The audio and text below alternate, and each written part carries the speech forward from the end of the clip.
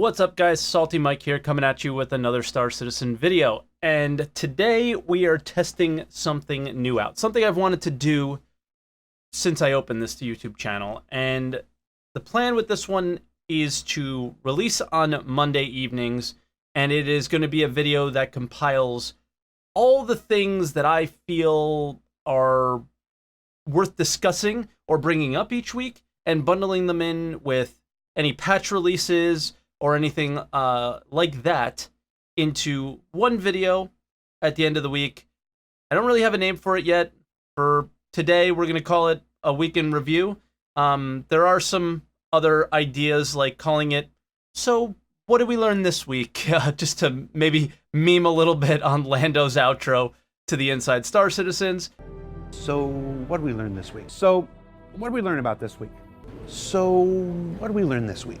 So what did we learn this week? So what did we learn this quarter? But in general, I think this is a great week to try it out because, well, it's a really busy week. The past week we had a big release to the PTU, as well as getting a monthly report and a really good Star Citizen Live as well, and some interesting little forum tidbits. So we're going to jump into those, and yeah, I'm really excited to share this new type of content with you, and let me know what you think about it. And for this type of video, I think the patch notes are a good place to start, specifically after a new PTU release with 3.6. You're going to get a few patches throughout the week, and instead of summarizing them in each individual video, I don't think a video does them just like they don't do a video justice. They're not busy enough.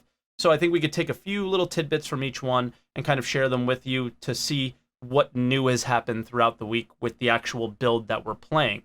And like I stated earlier, 3.6 is now open to Wave 1 backers, which are Evocati testers, as well as any backers that have some significant financial commitment into the game, like subscribing or being concierge. So subscribing is anywhere between $10 and $20 a month, and concierge is any backer that has backed for more than $1,000. So we're not at Wave 2 yet, which is the a very wide playtest area of people that have played quite a bit of Star Citizen or done quite a bit of issue council reports or a combination of the two. And basically the first patch that released was 3.6K, where we saw the updated Vanguard Warden and Hoplite models brought into the fold.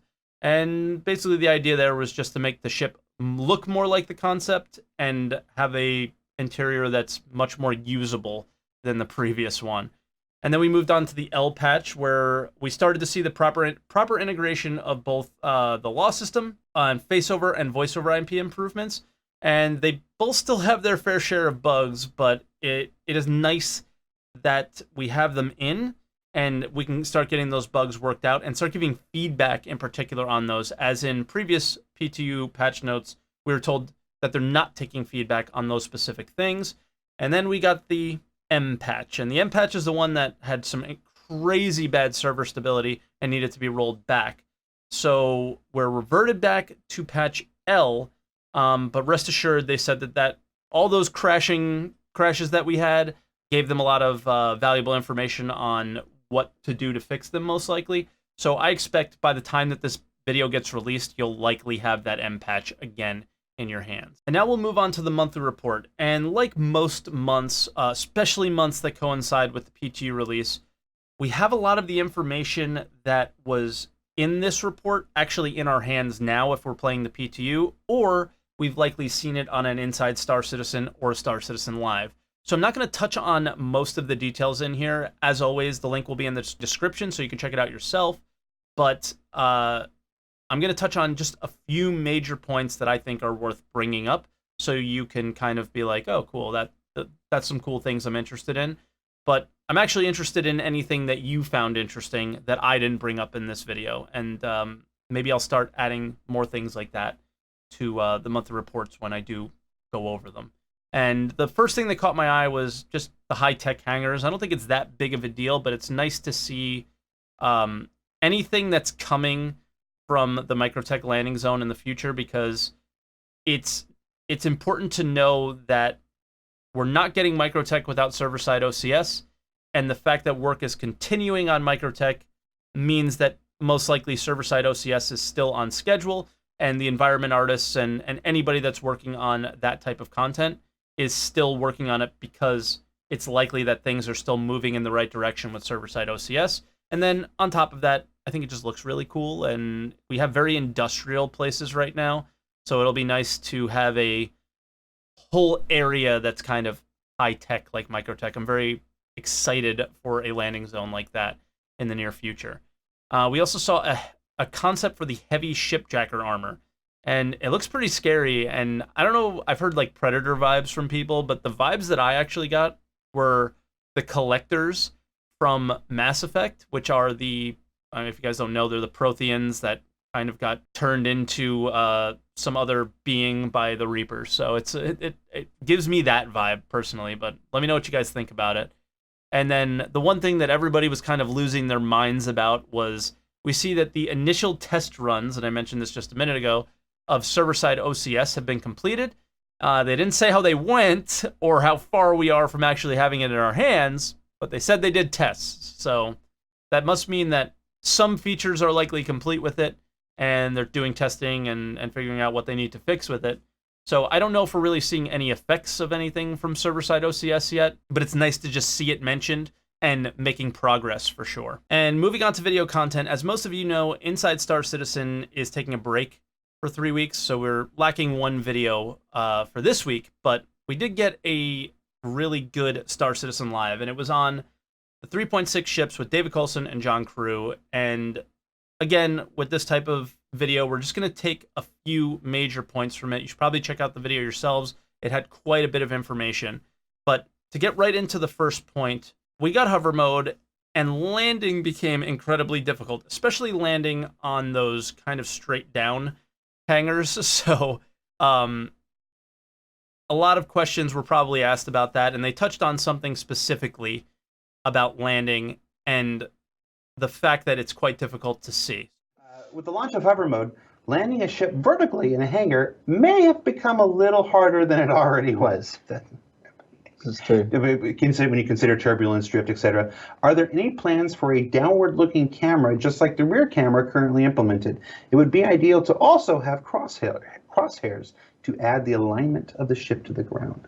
So the long-term goal, which we can't do in 3.6, is to actually have the 3D like AR UI that we had in an older version. I think it was like SC 2.0. We had that, but the problem is that first of all, that UI was using different tech, and second of all, that UI was built around the sort of known geometry of landing pads that we'd set up, and now the game has planets and different shaped landing pads and all sorts of stuff. So that becomes a really difficult problem, and so we need to figure out how to say like take chunks of the ground and then render like low res versions of them and stuff like that.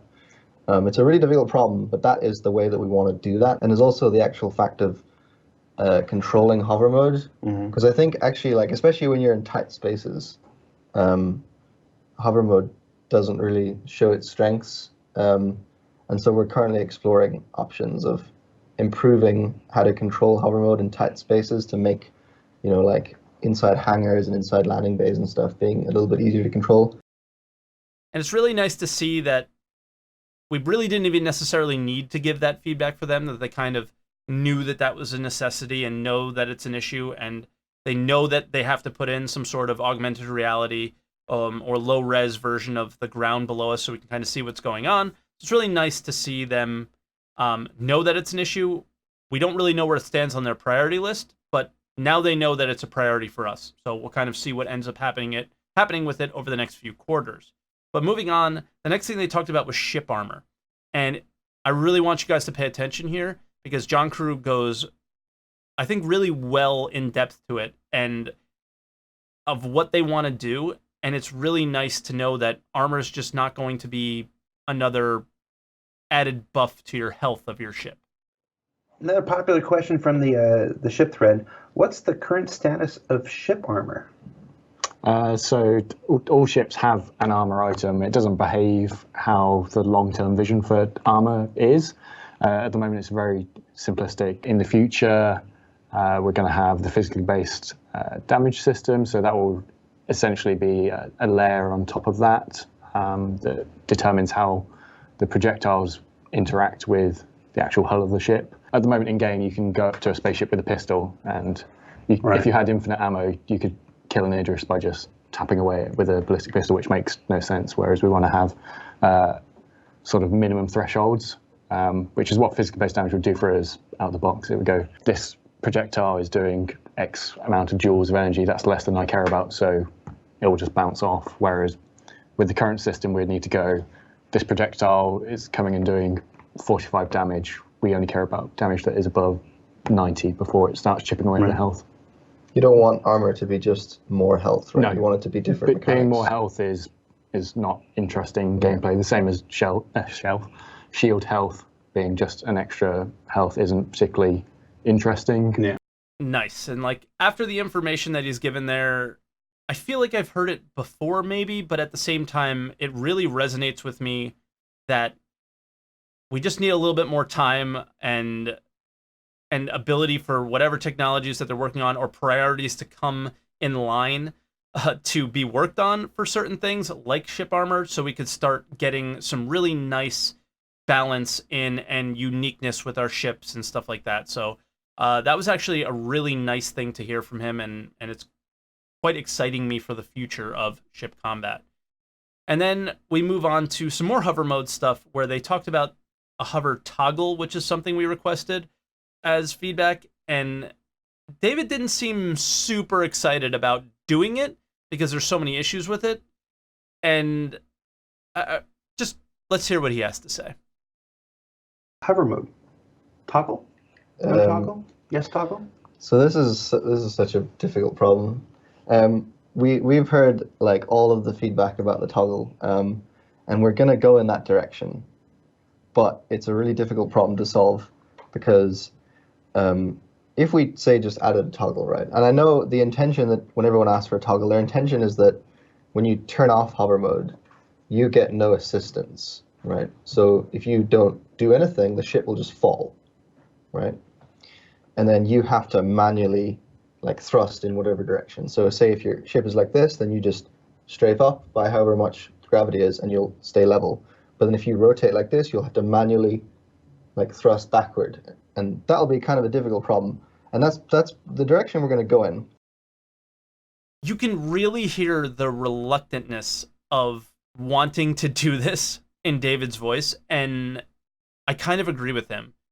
We just got hover mode. It's still in the PTU.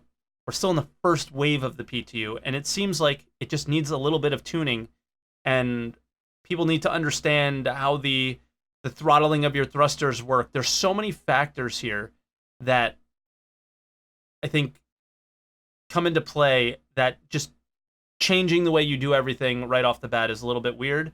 So I'm not really advocating for a hover toggle. Maybe I'm crazy, shoot me, whatever, but I'm kind of with David here. Even though he didn't really say it, you can kind of get the vibe that he's not super interested in it.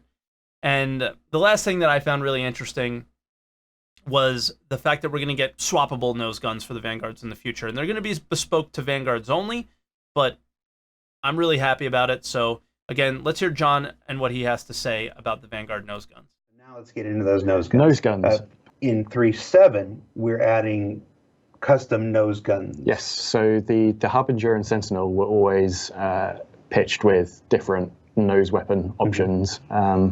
So we're in the process of making those options. So the Harbinger and Sentinel will not come with the MVSA laser cannons. They're going to come with their own Vanguard specific versions of existing weapons in the game. We'll probably change the Hoplites nose weapons as well. And then there's a few more that are just going to be available to get from the shops in game. So there is the Vanguard owners at last have options to pick from. And you can also individually change the 4 nose mounts. So if you want to have 2 laser cannons and 2 ballistic repeaters on the nose, you can do that. That really excites me personally. I'm a big Vanguard fan, and always having the same nose guns was a little boring to me. So it adds some variety to the ships. And I think eventually, like when you look at the discussion that John had about armor earlier, is that ships are going to be more unique than just doing damage to the shields and then doing damage to the health of the ship and then killing the ship. There's going to be all sorts of different ways to damage ships and ways to combat damage. So being able to swap out these ship weapons for major pieces of ship weapons on a ship is really, really important. And I said ship a lot, but hey, Star Citizen, it's all about ships, right?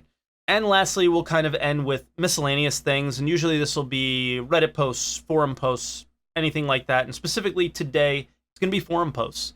And with the M patch that came in, also came with a law system feedback thread that actually disappeared when they did the rollback. But don't worry, we have some information from those, and more specifically, replies from feedback by Luke Presley, one of the main guys who worked on the law system and a really good friend of the channel here, and I'm a big fan. So basically, in the first little bit here of feedback, he kind of goes into the difference between felonies and misdemeanors. I feel that's pretty obvious, but I'm glad he points it out. But the big thing is that the punishments, where obviously misdemeanors come with fines, felonies come with the advocacy or any sort of security officers coming after you. But in the future, punishments will be arrests, which is nice, and that's probably going to come quite a bit later, would be my guess. But even he says it's coming later, but how much later is hard to say. But in the next iteration, they kind of want to do where the fines aren't instant, from what I gather from this post, and you're going to have to pay the fine at some point to get the heat off of you. So I feel like felonies will likely come with a fine as well that you have to pay, and not be so everything's not so rigid and instant, and it gives you some time to weasel your way out of these fines potentially with some of the hacking mechanics that come in. And I think that's a nice segue where Luke also discussed or responded to some feedback about the hacking system as well. And the first bit was about the length it took to hack. So if you guys did any hacking in the PTU, it took up to 15 minutes at some points, which is way too long. It was an obvious oversight, which was confirmed by Luke. And the next part was asking about the hacking minigame. And instead of this kind of skillless hacking mechanic that we currently have, Luke lets us know that they wanted to do more than that too, but it was beyond the scope of their team at this time, I would guess. But it was definitely their intention to have some sort of a hacking minigame, so maybe expect it in the future. And keeping the key was something that mattered to people too, because they're actually quite expensive. So if you use the key and you hacked successfully, they're considering letting us keep it, but also probably upping the amount of times that you hack unsuccessfully, so keys fail and break and so on. And then obviously hacking an array makes no sense when you're trying to turn it back on. The company is going to be giving you the passcodes to get in to turn it on. So obviously you shouldn't need a hacking tool to get into that. That was some feedback there, and Luke kind of debunked that as a good idea. And then lastly, they don't want to allow like kind of a minimum downtime once you've turned an array off, but they do want to make it more difficult to re-enable it, so criminal activity can happen while it's down. So you turn off a comm array, basically no criminal activity in that comm array area is reported, and then you can kind of do some dirty deeds if you like to, and not suffer the consequences. And with that, guys, that's the end of this video. I really, really need your feedback on this. This is something I've wanted to do for, honestly, probably years on this channel and didn't know how to do it. Didn't know what day to do it on. Didn't work with my schedule. And for me, this is kind of the best way and schedule that it works for me. So let me know what you think. Give me any feedback possible on this type of video. What you'd like to see, what you would like to see, what you would like me to continue doing, any changes you would like to make. And as always, leave a like on the video if you liked it, dislike, and leave a comment below why you disliked it, and subscribe for more videos like this in the future. And thank you so much for watching, guys. I'll see you in the next one.